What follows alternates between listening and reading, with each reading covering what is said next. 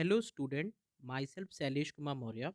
और आप देख सकते हो यहाँ पे एक स्टूडेंट ने मेरे से डाउट पूछा हुआ है कि इनको रिवीजन करना है। ये कंफ्यूज हैं कि मैं प्रीवियस ईयर क्वेश्चन करूँ या अपने कोचिंग का मॉड्यूल करूँ। ये आप देख सकते हो उन्होंने रिवीजन के लिए पूछा हुआ है। फॉर 6 मंथ्स इनके पास रिमेनिंग है, यानी ऑब्वियसली ये नेक्स्ट ईयर को टारगेट कर रहे होंगे। अब देखो इस क्वेश्चन का आंसर क्या होना चाहिए। इससे पहले अगर आपका भी इस तरह का कोई सा भी डाउट है ना, तो आप मुझे इंस्टाग्राम या टेलीग्राम पे मैसेज कर सकते हो। मैं उसको एकदम अच्छे से आंसर करने की कोशिश करूँगा।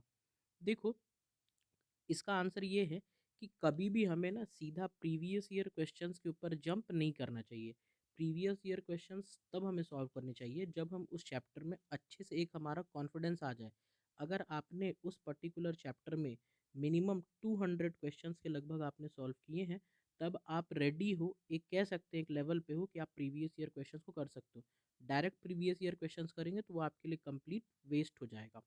दूसरी बात, अगर मान लो आपने फर्स्ट टाइम में आपने अपने कोचिंग का मॉड्यूल सॉल्व किया और आपने कुछ क्वेश्चंस आपके ऐसे थे जो आपसे नहीं बने, तो अगली बार जब आप रिवाइज करो ना, तो उन्हीं स्टार्ट मार्क क्वेश्चन को करो जो आपसे नहीं बने हैं। पूरा मॉड्यूल लगाने की ज़रूरत नहीं है। और अगर आप लास्ट मंथ में पहुंच जाओ, जैसे अभी 6 मंथ है, तो आप थोड़ा और प्रैक्टिस कर सकते हो अपने कोचिंग मॉड्यूल के साथ में, और प्रीवियस ईयर भी देख सकते हो। लेकिन अगर बहुत कम टाइम बचे, जैसे 2 महीने, 2.5 महीने, 3 महीने, इस तरह का समय बचे, तो उस समय केवल और केवल अपना जो माइंड सेट है वो प्रीवियस ईयर प्रॉब्लम्स के साथ ही लगाना चाहिए। उसके अलावा मेरे हिसाब से कहीं और दिमाग लगाने की ज़रूरत नहीं है।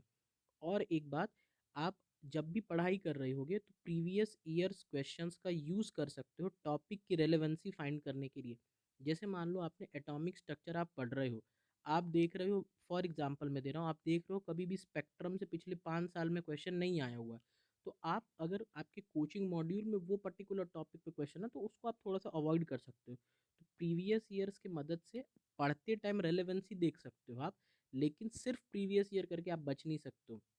तो इसको मैं फिर से समराइज़ कर दूँ, आपको पहले 200 क्वेश्चंस के ऊपर तो प्रैक्टिस करनी ही है। वो हो जाए तभी आप प्रीवियस ईयर क्वेश्चंस के ऊपर जंप करिए। उसके बाद आपके पास जब कम टाइम बचे तो सिर्फ़ और सिर्फ प्रीवियस ईयर्स क्वेश्चंस ही करने हैं। उसके अलावा आपको अपने कोचिंग मॉड्यूल में जाना है। अगर देखना है तो वही स्टार्ट क्वेश्चन जो आपको नहीं बने थे। होप करते हैं आपके लिए वीडियो इन्फॉर्मेटिव रहा होगा। Thank you for watching.